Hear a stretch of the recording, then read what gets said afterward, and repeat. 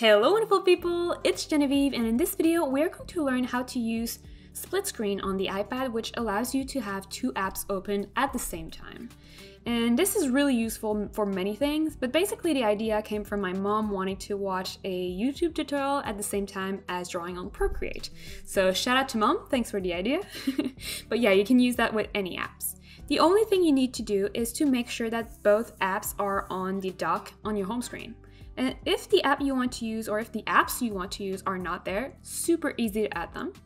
You just have to locate the icon on your home screen, and then with one finger, tap on it, hold it, and then you can move it in the dock. That's it. Once you know both apps you want to use are in the dock, just open one of them. So in my case, I'm going to pretend that I want to draw something in Procreate and then watch a tutorial at the same time.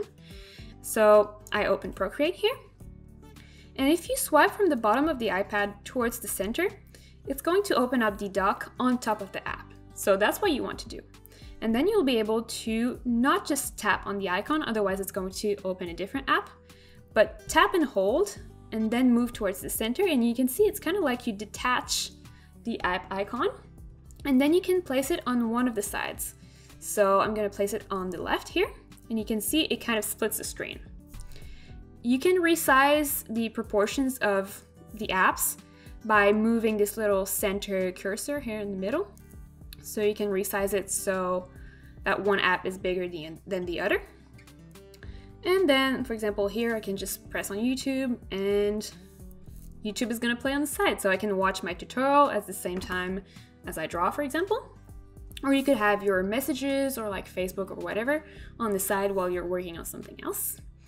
And yeah, if you want to close and just only use one of the apps, the only thing you have to do is go back to your little selector here that allows you to change the proportions and just swipe it towards one side, and there you are, back to your one app.